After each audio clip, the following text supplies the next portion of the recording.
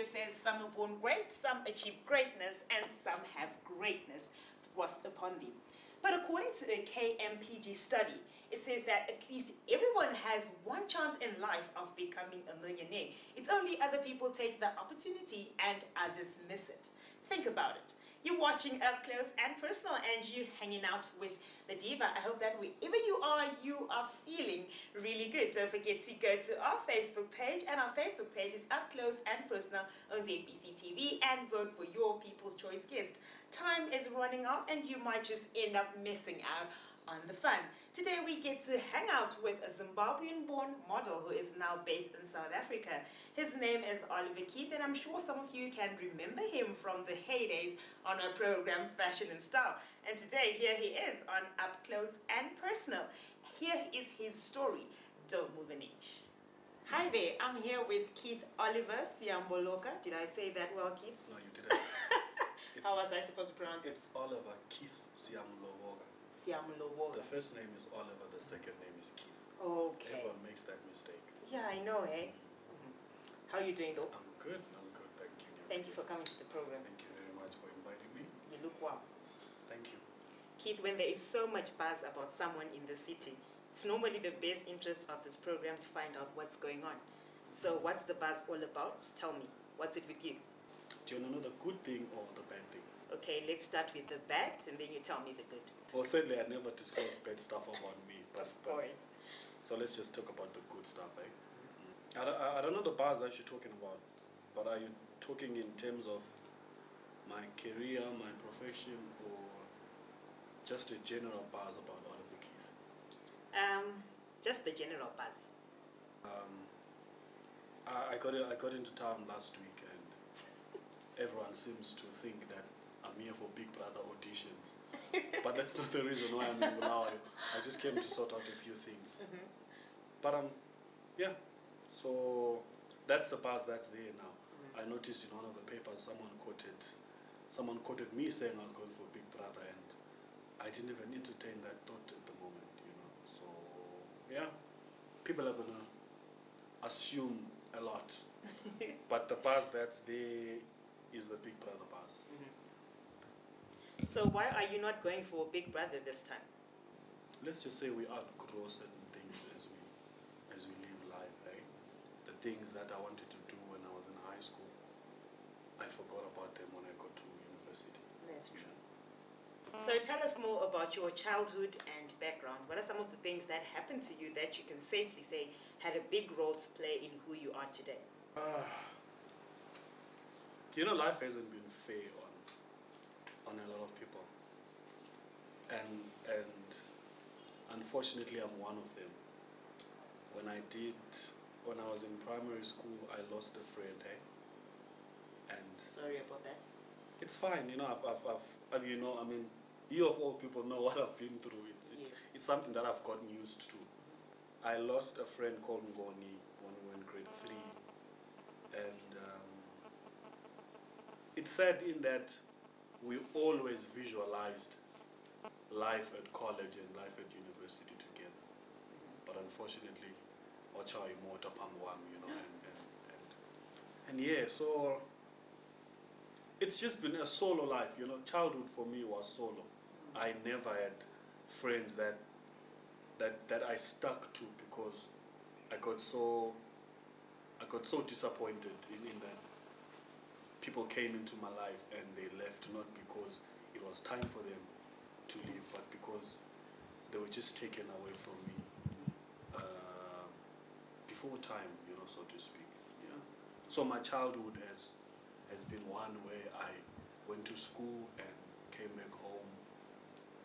That was it. Yeah. That definitely couldn't have been easy. So what impact can you say that had on your life in shaping up who you are today? You know, someone said success is when opportunity meets preparation. You know, there's certain things that we want to do in life, and we have to prepare ourselves for those things. And when God gives you the opportunity to explore that which you have prepared for, that itself is success. But when you've been disappointed a lot, you want to give up on life, okay? And I think the people that I've lost and the disappointments that I've have had a lot of negative impact on my performance, maybe at school or in sports, because now you fear, Uti, I mean, if someone's life can just be taken away just like that, what's the point of preparing for the future? I might not even make it in the future, you see. So it's and obviously it teaches you not to waste any opportunity that God presents to you. That's true. Yeah, so I've learned to take life seriously, because the opportunity that I get today, I might not ever get it again. You know, someone said you measure twice and you cut once. The old modern way of measuring once and having to cut twice after making mistakes, it's gone. Yeah. It's gone. Yeah. That era is gone. Most boys always dream about fast cars, airplanes, and sports. So why did you dream about modeling instead? I think this is where I break the ice, you know. I've never dreamed of myself as a model. I never. Really? When I was at Baines and when I was at Brady Barracks at my primary school, I was very I had an inferiority complex, you know. I was always on my own because I looked at myself and I thought, I'm just not smart enough to be seen with a certain group of people. Yes, which is very bad. And when I finished high school and I met a couple of friends, some have passed on, and I was introduced into modeling. It was a mistake, you know. One day I was walking to the gym, and the next thing these people approach me and they say, you make a good model. And I'm thinking, are you talking to me? You know? And then yes, and then the next thing I became a model. Yeah, it's not something that I always visualized, and so I think it would be wrong to tell viewers that you dreamt. I dreamt of being a model. It's something that just happened. I was given an opportunity to become a model, and I became one. And how I became Mr. Bulawayo was not because I was the best model there was in the city. It was because I was the only better looking model that had the courage and the guts to say, okay, I'm gonna go on that ramp and you know, and start my stuff, and that was it. Wow. You know, even amongst the dull people, there's always one that's better than them. So let's just say I was better than the guys that were there. That's not to say I'm the best male model there is. No. You're still watching Up Close and Personal with Nyasha Divam Tamangira, and I'm hanging out with Oliver Keith Siamuloboka. Join us right after the break for more.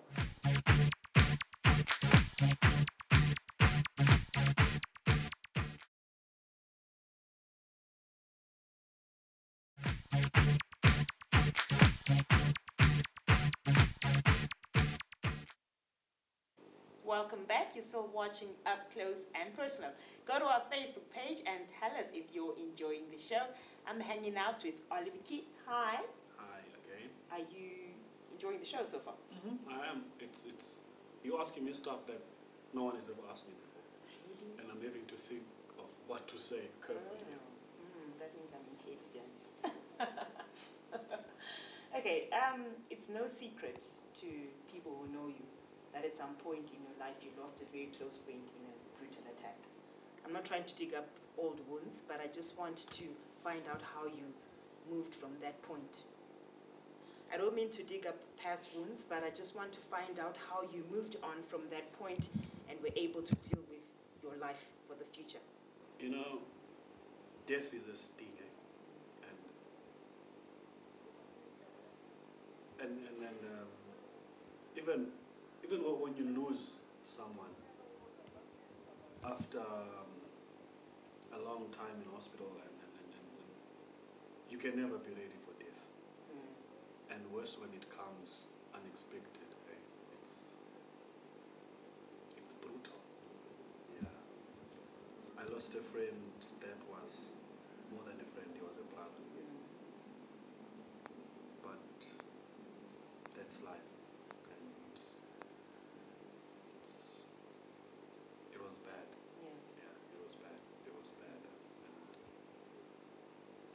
And again, I was young at that time. I mean, this was in 2009. That's like 4 years ago. But obviously, we take hope in the fact that he's in a better place. So we cling on to that hope. He's resting and he's in a better place. And yeah, though it still hurts, and I think what hurts me the most is the fact that every time I see Mbulelo's family, I remind them of Mbulelo because I was close to him, and it's hard, you know. And I visit them now and then, visit his family, and every time I see his mom, the mom cries. She cries, and she tells me, "Do you know, had you been there that night, my son would be alive." Not to say he's blaming me or she's blaming me, sorry, or anything, but it's just death. You know? It's just death is like that. So what advice do you have for people that have lost loved ones? Is there a best way to deal? There's no better way of dealing with death. If you lose someone and you have to go through a mourning and a grieving process, it's something that it's inevitable. It's something that everyone has to go through. Yeah, and it makes you feel better when you cry. You know, when you have to cry, it makes you feel better. And it's a way of life. You take it as a way of life. Still on the issue of loved ones, now let's talk about the male-female relationships. What have been some of your toughest experiences in the dating industry? Are you diplomatically asking me about my relationships? Yes. You do know that I'm going to say stuff, and there's some stuff that I'm going to leave out. Of course. I mean, if you were to say everything, I foresee us having to spend the whole day here. I enjoy relationships. Yeah, I respect relationships. So tell us, who are you dating now? That's personal. Yes, that's why the show is called Up Close and Personal. So out with it. I'm dating someone, but I obviously can't say their name. Yeah. Okay. Yeah, That's obviously Obviously they might be offended. Or a family might be offended. So, yeah. Do you like soccer? No. Oh, okay. All right. Given a chance to date a Zimbabwean socialite, who would you date and why? Hey, there's a lot, eh? There's lots of them. But I think the one that tops the list is, you know, Kudzai Sevenzo. Yes. Kudzai is determined. She's got such a naturalness that exudes so much humility and respect, and you know that whole African philosophy of Ubuntu in the way she sings and the way she does things. I'd date Kudzai Sevenzo. Yeah. Any day. And the other person I'll date, but she's married now. Her name is Imelda Maaka. Yeah. These are people that I've learned a lot from them from a distance. Yeah. I've learned so much from Imelda Maaka and Kudzai Sevenzo. So how do you choose your women? Do you choose according to looks or according to personality, or it's a little of both? I want to tell you something, Yasha.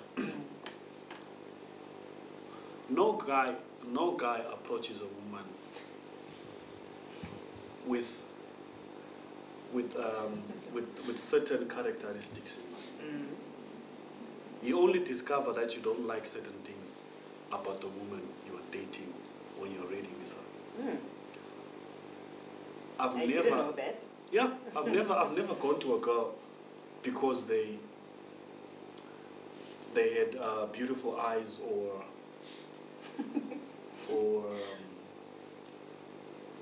Or? a big bottom, or you know, I'm trying to be as very polite Yeah. and as possible. I've never gone to after a girl because there's certain features in them. You only realize that there are features that you like when you're already with them, or there are tendencies that you don't like when you're already with the person. Yeah. It's rare for someone to say, I'm going to go after that girl because she got a flat tummy. It doesn't happen that way. So I've just answered you. I can't say there's certain qualities I look at in a woman. No. I just like to be with a girl that understands me. You know, I like to be with a girl that smiles a lot. You know, a girl that understands me, that laughs a lot. You know, a girl with a sense of humor. I don't want a mobile individual or someone that you crack a joke and they look at you like, you know, you want to be with free. You want to be with a free spirited individual. You know. Thank you for staying with us. You're still watching Up Close and Personal with Nyasha Divam, Zim's finest woman in showbiz. And I'm hanging out with Oliver Keith. Join us right after the break for more.